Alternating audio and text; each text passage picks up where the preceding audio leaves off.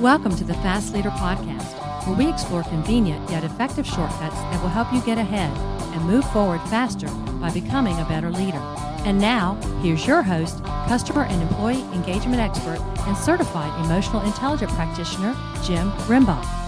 Call Center Coach develops and unites the next generation of call center leaders. Through our e-learning and community, individuals gain knowledge and skills in the 6 core competencies that is the blueprint that develops high-performing call center leaders. Successful supervisors do not just happen. So go to callcentercoach.com to learn more about enrollment and download your copy of the Supervisor Success Path ebook now. Okay, Fast Leader Legion, today I'm excited because I have somebody on the show today who actually brings in some childhood memories for me. And then also ideas about the future and what it can be. Dan Gingiss was born and raised in the suburbs of Chicago, meaning he had to declare at birth whether he was going to root for the Cubs or the White Sox. And he says Cubs all the way, and I'm a White Sox fan. His parents are happily retired. His older brother spent decades as a newspaper reporter and now works for a senator, and his younger sister is a PR executive. Dan's parents always pushed him to be successful, but in a fair and nurturing way.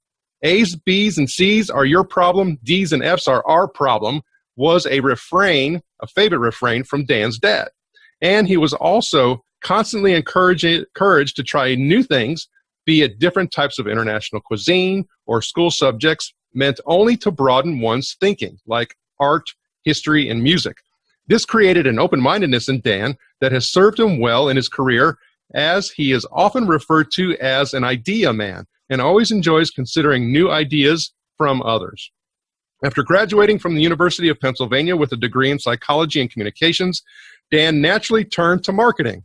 Really, it was anything but natural. He had no idea what he wanted to do, but in hindsight, marketing is the perfect combination of psychology and communication. He worked as a product manager at the Danbury Mint, a direct-to-consumer collectibles company. His focus was on sports and automotive collectibles, and he quickly learned the ins and outs of direct mail, newspapers, and magazines. He decided to apply to business school at the Kellogg School of Management, and he took his first marketing class and finally learned that what he had been doing for years had names, frameworks, and structure behind it. Post-Kellogg, he spent some time at a B2B financial services company, then nearly 10 years at Discover Card, where he played a key role in them winning their first ever J.D. Power Award for customer satisfaction, one of Dan's proudest achievements. After stints at Humana and McDonald's, Dan decided once again to try something new and joined a marketing technology startup called Persado. In Dan's spare time, he has taken his love of customer experience to the stage and keynote speeches, to the airwaves with his Experience This podcast, and to the bookshelves with his book, Winning at Social Customer Care, How Top Brands Create Engaging Experiences on Social Media. Dan still lives in Chicago with his 2 kids and 1 cat and is hoping for another Cubs World Series championship soon. We're bringing it back to the South Side, Dan. But Dan Gingiss, are you ready to help us get over the hump? I am. Thank you for that great intro, Jim, and very excited to be here. Oh, I'm glad you're here. Now, I've given my Legion a little bit about you, but could you tell us what your current passion is so that we can get to know you even better? Absolutely. My current passion is the connection between customer experience and social media. These are 2 of the things that I really love, and I think they have a very circular relationship. And what I mean by that is that there's no longer any such thing as an offline customer experience. If you think about it, we used to get on an airplane and sit down in our seats and mind our own business. And now all sorts of stuff happens on an airplane that the world sees because somebody's taking a video of it and sharing it live on Twitter. So what that means for companies is that we have to be aware of everything that's going on in the customer experience, whether it's online or offline, whether it's the beginning of the experience, the middle, or the end. And we have to be ready for that experience to come online and be shown in front of the world. And you have to ask yourself, is this an experience that I want shown to the rest of the world? Is it one that I'm proud of and that will make my company look really good? Or is it something that I probably would not like shared? And then the flip side of that, which is really what my book is about, is how companies respond once those experiences are shared on social media, because that moment becomes a key point back into the customer experience. That's why it's circular, is that when people come to social media and share, complain, maybe compliment, ask questions. What a company does next is really, really critical to how people think about them, both the person that is posting and all the people that are their followers and friends that are sort of watching the conversation as it's going on. Okay, I appreciate you sharing that. As you were talking, I really started thinking about, even though you're kind of talking about an entity, the company, the organization, really what I'm hearing is a whole lot of, personal touch points, personal interaction points, emotion. Transparency. A whole lot of things were just kind of running through my head. And then I started thinking about really the appearance or the perception of where we are with this whole social aspect of the marketplace, of the business, of society, is that, it seems like, hey, we've been doing this for a while. Smartphones have been around for a decade or more, and the whole video capabilities and sharing capabilities, and a lot. And we even talked just a moment ago about how even on LinkedIn, I'm seeing so much more video just within the past couple of months that I've ever seen. And it's just like, hey, we've been doing this for a while. However, when we start thinking about the marketplace, B2B, B2C, where do you kind of feel that we are as far as a maturation level is concerned? Are we at the beginning? Are we at the middle? Where do you think we are? Well, the thing with digital and social together is that the only constant is change. It moves so fast that it's almost impossible to become totally mature at it, which is why I stop anybody that refers to me or anybody else as a social media expert, because I don't believe that exists, that you can't be an expert because tomorrow your expertise is out of date. Just look at, especially Facebook, how often they're changing their algorithm, or they're adding new ad units, or they're changing the experience in some way. It's always changing multiple times a year. And so I think the technology is certainly maturing. What a lot of companies that I am seeing are finally starting to figure out is that technology plays a role, but humans play the most important role. And you mentioned those words, empathy and understanding, and a human element. And that, to me, is the part that we cannot miss as this technology gets really good. So a great example would be chatbots. So chatbots have can have a very positive role, particularly for questions to a call center or a contact center that are fairly common, or frankly could be answered via Google. So, I worked at McDonald's for a little while when people said, how many calories are in a Big Mac? That's a factual question that you don't really need a human to answer, right? So a bot's great. But the bots can't answer really complex questions about a credit card charge that you want to dispute because X, Y, and Z happened, and this product didn't show up, and this person did this, and whatever. You get these issues that people have with your service that are just simply too complex to be talking to a computer. Not to mention that most people want to talk to a human. That's even in social media, the expectation is that it's not the brand writing back to you, it's a person at the brand writing back to you. And that's why you see so many companies, the agents sign either their name or their initials at the end of even a tweet, because it's to indicate to you, I am a person. I'm not a robot. I'm not an ivory tower that is responding to you. I'm a person. And I think that to me is the piece that is maybe conflicting with this maturation, because of course human capital is the most expensive. It's a lot easier for us to just put technology in to do stuff that the humans were doing before, but that alters the experience in a way that I don't think is positive. Well, I think what you're saying is something that even from me, from a personal perspective, I kind of see play out. So if I'm looking for a particular product or service or something of that nature, and I get the appearance that essentially they don't want me to have a communication or connection with them, via voice. So it's, in other words, you fill out this form, you can't find any type of contact number. You don't see a whole lot of interaction and dialogue. There's not a whole lot of, openness in regards to contact us and how to contact us. And they really force you down a particular channel where you can't make that human connection. I abandon it. Yeah, a lot of people do. I get asked the question all the time, well, what channel should I be in social media? And the answer is, what channels are your customers in? You don't have to be in every channel. You just have to be where your customers need you. And when you look at it that way, it's a lot less overwhelming. The other thing that I always recommend, to your point, is these digital channels should not be treated differently from the way we've always treated a phone channel, right? Now, you just pointed out some companies hide the phone number. How about companies that, let the phone ring off the hook, or that put you on hold for 2 hours? These are the worst experiences that we have. So why would we let a tweet go unanswered, right? It's the same thing as letting the phone ring off the hook. Why would we not respond to an email, or not be there when somebody initiates a chat with us, right? It's the same concept. It's just transferred into a digital state. And I think that what's happened is, as these digital channels have come online, they've ended up creating more and more silos in the contact center. And the companies that are figuring it out are starting to put them back together again. So social media especially, and I do write about this in my book, is that the social customer care team sometimes isn't even located in the call center. It's so removed from the call center.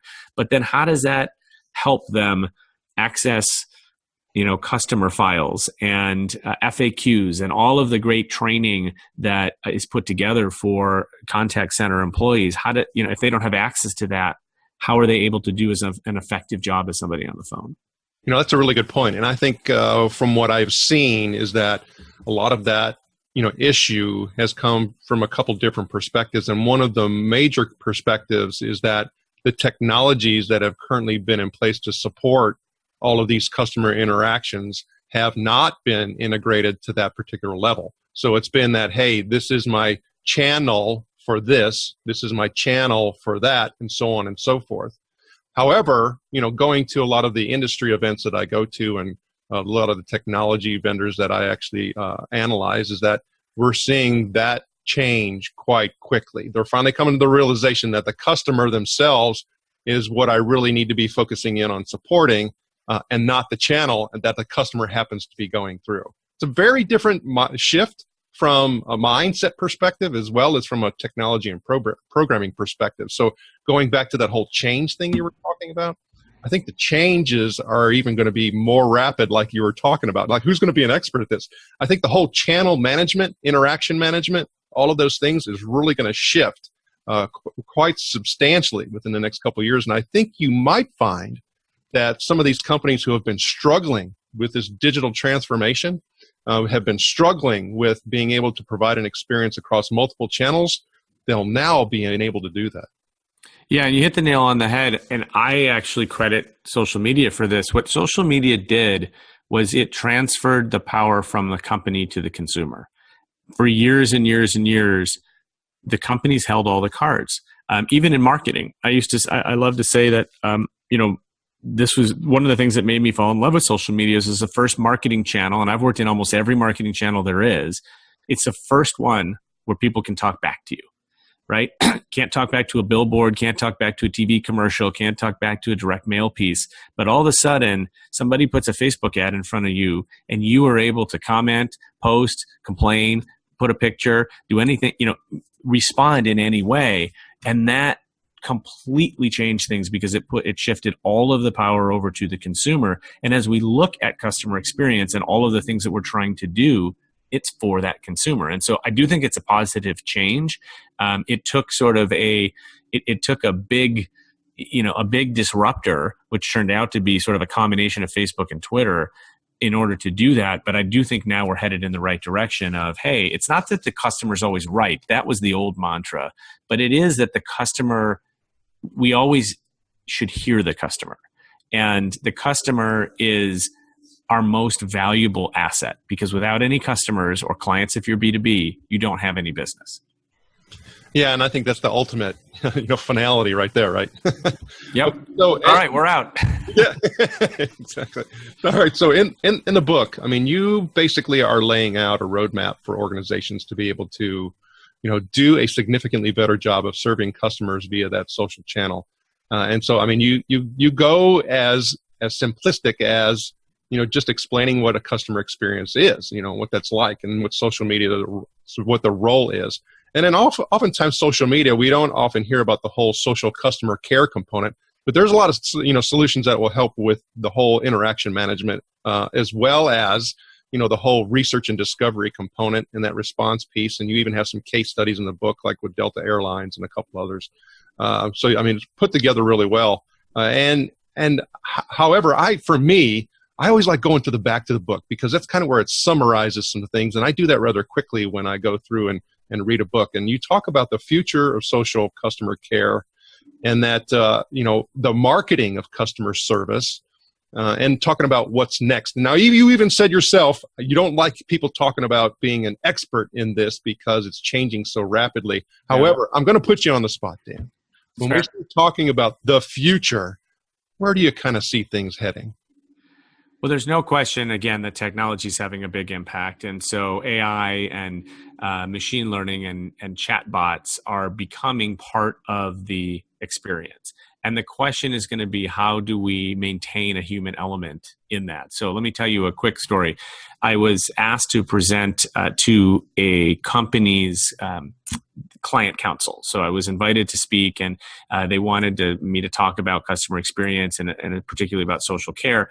And the coordinator asked me to bring a good example of a chatbot in Facebook Messenger. And I sort of laughed because I told him I thought that might be an oxymoron, but I would do my best.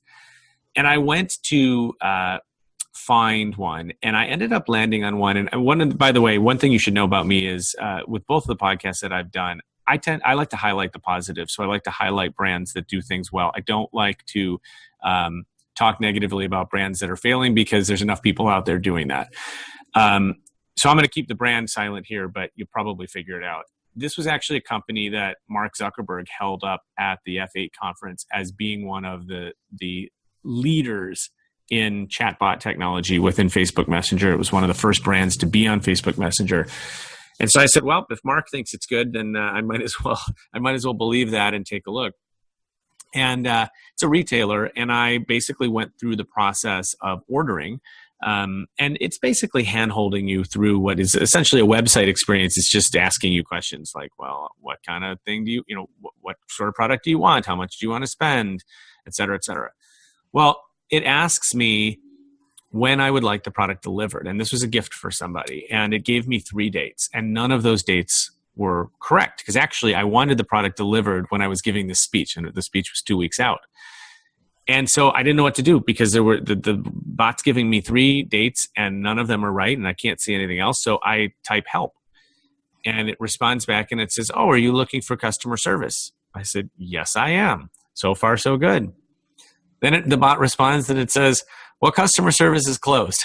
And I'm like, awesome, terrific. And right after that, about 5 seconds later, a live agent pops on and says, "Hi, I'm Samantha. How can I help you?" And I said, "I thought customer service was closed. Who are you?" And in response to that response, both Samantha and the bot start talking to me. So the whole thing starts as a pretty decent experience holding my hand through an ordering process, and then completely devolves into chaos simply because of one step, which was that date that I couldn't figure out. And now all of a sudden I've got an experience that's laughable that I can talk about on stage. That's the challenge, is that, there's a lot at stake here, and there's a lot of pieces to the experience. And in this particular case, it was about how does the bot hand off to the human in a seamless way? Obviously, the bot should have known that customer service was open. It should have said, once I said I wanted customer service, it should have said, "Sure, let me introduce you to Samantha." The bot shuts up, Samantha helps me, and we move about our way. And that's got to be totally seamless. This was not seamless. And I'm afraid, as I look at more and more examples, that's the norm so far. We're having a very difficult time. And then what if the agent wants to send it back to the bot, and how does that work, and et cetera? That, I think, we're a long way from figuring out how that experience is really nice.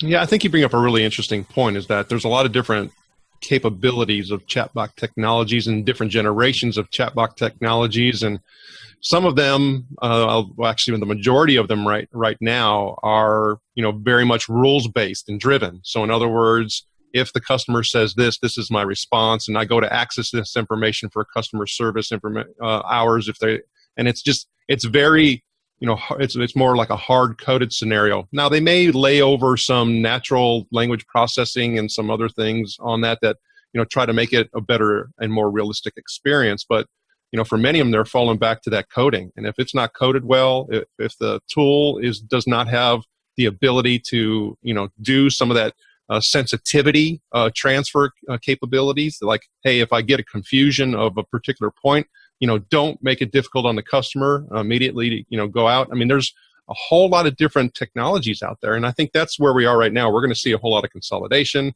all kinds of uplift with the different, AI technologies, and some of the companies that are going to have some of the better tools are going to win with that whole chatbot experience. So it's not as simple as it seems when we start talking about AI. Also, when you're referring to the uniqueness of a company's particular products, like, hey, we have branded products that have these names and they maybe referred to a couple different things. It's I feel the pain that you were talking about in that customer experience, and I think we're going to see more and more of that. It's going to be more and more prevalent for sure. Well, so, even if you roll it back just a little bit further, the whole reason why companies are focused on this may be the wrong reason, right? A lot of companies are looking at it as a cost savings measure. Well, if we can get the humans out of the way, it's going to cost us less to service people. To me, that's exactly the wrong way to look at it. What bots should be able to do, they should be able to take away some cost for the questions that are easily answerable. But I think the best use case for bots actually is helping agents be smarter. So imagine an agent that's sitting next to IBM's Watson that's got the answer to every question, or Google has got the answer to every question in the world, plus everything that's ever happened on that customer's account. And it's right there. It doesn't have to be searched. It doesn't have to be, whatever, scanned. That could make agents much stronger at being human and doing the things that we need them to do that the machines can't do.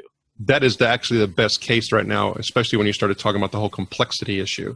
That is the best way to be able to support a customer interaction is by deploying in that fashion. Okay, so what we're talking about here, the whole disruption, being disrupted, being a disruptor, rapid change, all of those things, I mean, it's just riddled with a whole lot of anxiety and emotion. And one of the things that we look at on the show to help keep us focused, hopefully, and grounded and pointed in the right direction are quotes. Is there a quote or two that you like that you can share? Well, Jim, I'm not sure you're going to like this one because I'm actually going to provide a quote from the World Series champion, Chicago Cubs manager Joe Madden, who I believe is going to eventually retire from baseball and become a business consultant, because most of his quotes about baseball are amazingly applicative to business. And my favorite one of his is only 3 words. I was hoping I might set the record on your show for the shortest quote. His quote is, "Do simple better." And what he's talking about in baseball, of course, is running hard to first base on every hit, making the simple 6-4-3 double play should always be made, right? Not dropping the ball out of your glove. It's when you do the simple things right, then there creates some space to make mistakes on the more complicated things. But I take do simple better and I look at it from a customer experience perspective, and it is almost always the answer to the question, whatever the question is. It is do it more simply, and it's going to be a better customer experience. So that's one that I come back to all the time, and I love sharing examples of doing simple better. One that I just experienced that I loved. I was in this restaurant that had 2 different parts. There was a pizza side of the restaurant and like a more an Italian side, and so 2 different seating areas, and they were separated by these 2 swinging doors, right, back and forth doors. And I'm watching this because there's tons of people going back and forth between these doors. There's customers, there's waiters with big trays of food, there's all this, and what is astounding to me is no one's running into each other. I'm like, why is this working so well? So I go up and I look at the doors, and normally when you come to any sort of door, you see one of 2 words. You see push or pull. And you also know that most people screw that up, or many people do, right? They're 2 very similar words. They both start with PU. You're pulling this door and you're like, why doesn't it work? Well, because it says push. These 2 doors did not say push and pull. One of them said yes, and the other one said no. And it was so simple that no one had to think. They actually didn't even have to break stride. They knew which door to go through, and not one person messed it up. And I thought that was a great example of do simple better, because what's simpler than yes and no? And yet it's the first time I've ever seen doors labeled yes and no, because millions and millions and millions of doors are still labeled push and pull. Now, I think that's a great example. Now, I do have to give props. The only issue that I have with Joe Madden is that he's on the wrong side of town. Fair enough. Fair enough. Okay, so when I start thinking about, he talked about that whole childhood memory thing, and I got to bring it up, is growing up in the South Side of Chicago. Gingiss formal wear was the place where everybody went and got their tuxedos. And I have 3 brothers, so my older brothers are 6 and 7 years older than me. And I remember getting fitted at Gingiss formal wear. What's the relationship? So you are actually, of all the interviews I've done, you're the first person to ask me that. So thank you for that. So Gingiss Formal Wear was a formal wear rental and retail shop. At its peak, it had about 250 stores throughout the U.S. It was actually founded by my grandfather and then run by my dad, who was the president from 1971 to the late 80s. It was, I was always a very popular kid around prom time in high school. I don't know why. Maybe not as much with the girls as I wanted to, but the guys certainly wanted to get to know me.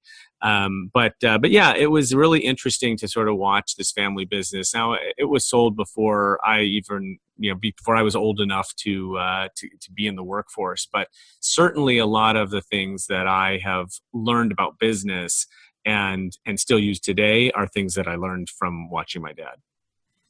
So I know when you start talking about having that influence, as far as from your dad, when you start thinking about the executive level, which is where he was, and that actual frontline level, I mean, how much do you remember or recall your dad being able to really give you an understanding of the front line instead of the executive view?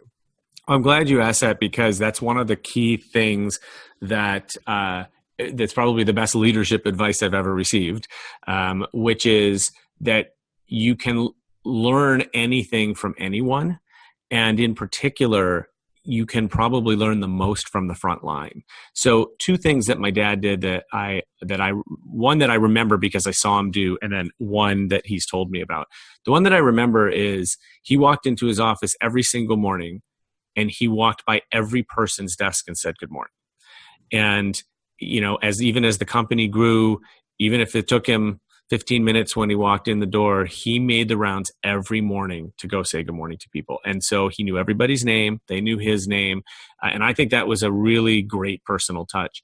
But the story that he tells me that always sticks out is that there was a plant on the west side of Chicago where they cleaned all of the garments because it was a rental business. And so it was out of the downtown area. And he would go visit the plants, and obviously he'd talk to the plant management and what have you. But he always made sure to go down to the floor and talk to the guys operating the press machines and all these things. And what he tells me is he remembers this one guy that's operating this machine, and he's sweating like crazy. And he starts talking to him, and the guy tells him that the air conditioner is broken. And my dad says, "Really, how long's the air conditioner been broken?" And it's like, it's been broken for months, right? And the manager of the place didn't want to tell his management because he knew it would be an expense and all that sort of stuff. And my dad said, I would have never known that the air conditioner was broken or that my employees were uncomfortable because of it had I not talked to this guy, because management wasn't going to tell me that. And I thought that was really, really important. And I've always tried to make sure, whether it's a secretary or somebody who's just a junior entry level person, I've always taken a lot of time, especially at Discover, to mentor folks right out of college, and people who are just starting off in their career and sometimes need advice even on what to wear to work. Simple questions like that nobody tells you, right? And so I've always really tried to value. When I have younger people work for me, I always make sure they know that I think their opinion is just as important as anybody else's opinion. I've found many people are shy about sharing their opinion. So that's one of the things that I learned that I thought was super important is that it is about understanding the people all the way down at the customer facing level. I think that's a great story. And I love the part that you even shared about your own personal experience and making sure that you're expanding yourself, meaning that you're giving that coaching and that mentoring, to the next generation. And that's something that I think we all have to focus in on continually doing. Even if we're an emerging leader, we're a new leader, there's still even yet a younger generation out there that could learn from you. There always will be. Always. Yep. All right. So when we start talking about this whole transition, talking about going to the university, going to McDonald's, working at the Mint, I mean, all these different things, and even where you are today, I'm sure there's humps that you personally have had to get over that taught you a lot. Can you share one of those stories with us so that we can learn? Yeah, so I was thinking about what story to share here, and I wanted to pick one again that I've never shared on an interview because I thought it'd be interesting and hopefully people can learn something from it.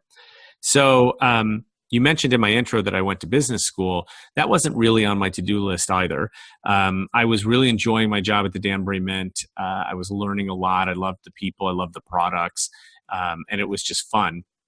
But there was a young woman in my apartment building who I actually went to college with, and we became good friends in the apartment building, and she decided to take the GMAT.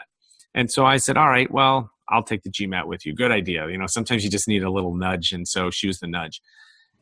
And I'm studying for the GMAT, and for whatever reason, and it's always been a little strange to me because I've always enjoyed writing and spelling and grammar and all this. But in standardized tests, I always do better on the math side.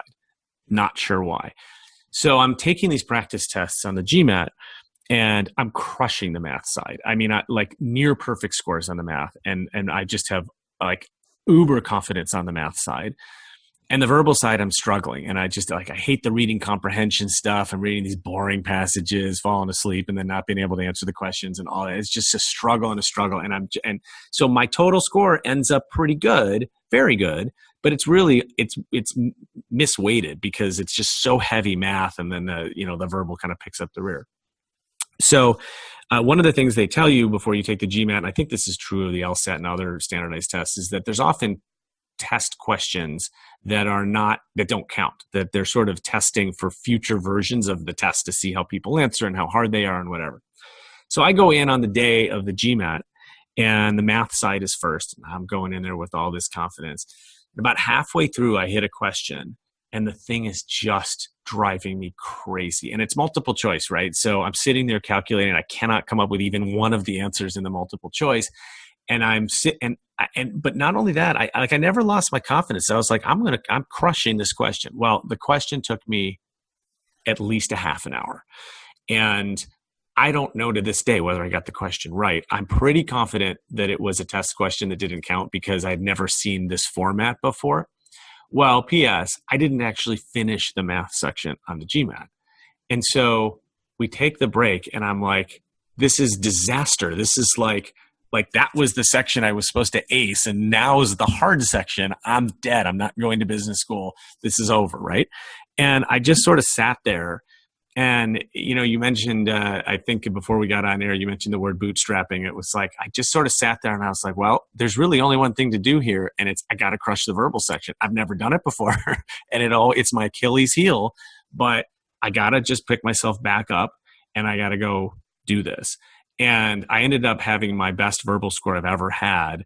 And my total score, while not as high as I would have liked it to be and not as high as my practice tests, was high enough to get into Kellogg. And what I learned from that is that there's usually a solution out there. You just have to look for it, and you have to be open-minded. And again, in my intro, you mentioned that I'm often referred to as the idea man. I love throwing ideas up against the wall. A lot of them don't stick. A lot of them are crazy and outlandish. But I believe that spurs on a different way of thinking that sometimes sometimes it's just the nugget that you need to lead to that great idea.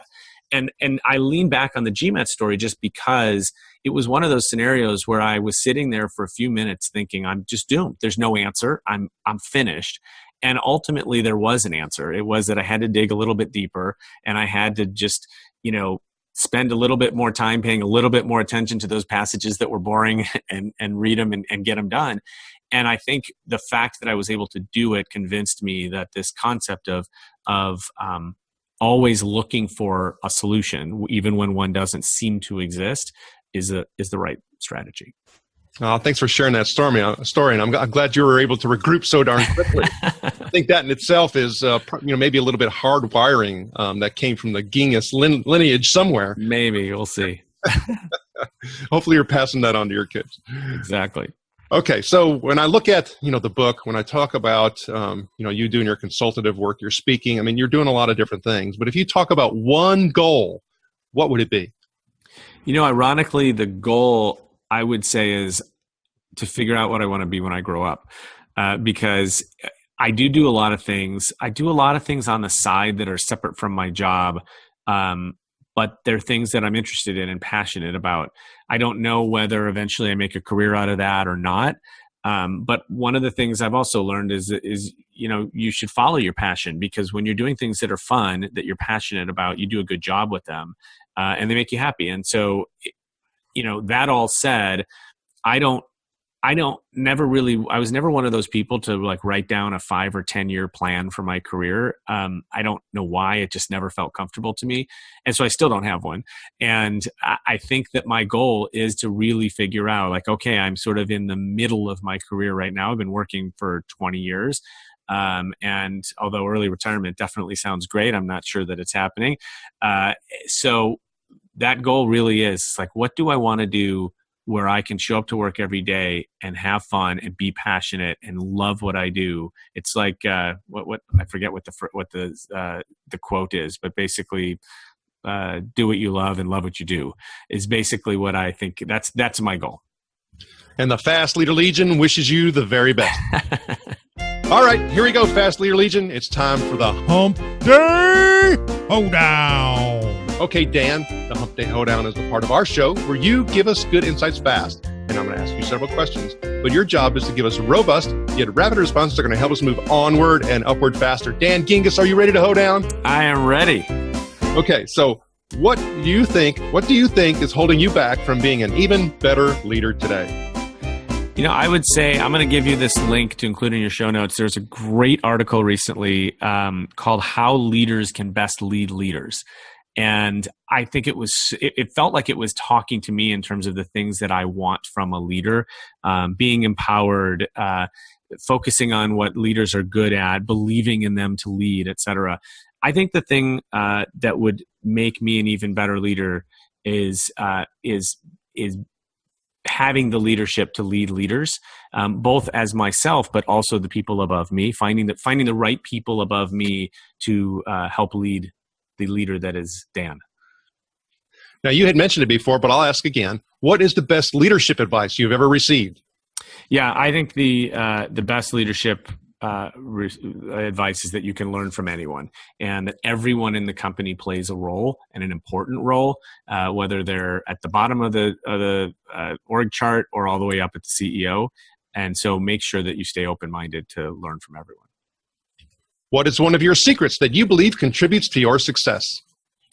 I think a sense of humor and a laid-back attitude, especially at work. When work gets stressful, it's no fun. And I always try to create a fun atmosphere for my teams and be laid back enough to allow people to do their thing, but also hold them accountable for accomplishments. And what is one of your best tools that helps lead you in business or life? I would say people leadership. I think that I consider it one of my strengths. And I think if you talk to people that have worked for me at every job that I've had, they would say that I was one of the bosses they really liked. And again, it's about understanding that everybody's different on a team. Everybody has different skills. Everybody likes to work differently. But that everybody's valuable, and figuring out how to really take advantage of the strengths of the team. And what would be one book that you'd recommend to our Legion? It could be from any genre. Of course, we're going to put a link to Social Customer Care on your show notes page as well. Yeah, I'd actually like to throw out my podcast partner's new book. Joey Coleman wrote a book called Never Lose a Customer Again. And as we've been talking about my passion for customer experience, I think that this book does a great job of identifying some of the key reasons why customers or clients leave companies usually very early on in the relationship, and how to stop that from happening. So I think it's a very practical guide, a good read, and Joey's just a great guy. Okay, Fast Leader Legion, you can find links to that and other bonus information from today's show by going to fastleader.net/Dan Gingiss. Okay, Dan, this is my last Hump Day Hoedown question. Imagine you were given the opportunity to go back to the age of 25, and you can take the knowledge and skills that you have now back with you. But you know what? You can't take everything. You can only choose one. So what skill or piece of knowledge would you take back with you, and why? So very quickly, before I answer that question, I once went to bartending school, and when I just wanted to do it for fun. But when I went to go get my first bartending job, I ran into a problem, which was that bartending jobs were really only available for people who had been bartenders before, which begs the question of, well, then how do you ever become a bartender? So the thing that I would take back is people leadership skills, because that's a very similar thing. It's one of the toughest advancements in a company is to become a manager of people, because usually they're looking for people who have managed people, right? And so how do you ever get to be a manager if you haven't managed people? And so I was lucky enough to manage people in my very first job, but I didn't really know what I was doing. I sort of went with what seemed right. And I think now with 20 years of experience, I would take that back and be an even better people leader. Dan, it was an honor to spend time with you today. Can you please share with the Fast Leader Legion how they can connect with you? Absolutely. I am very active on Twitter at dgingiss. That's DGINGISS. Can also hit me on LinkedIn.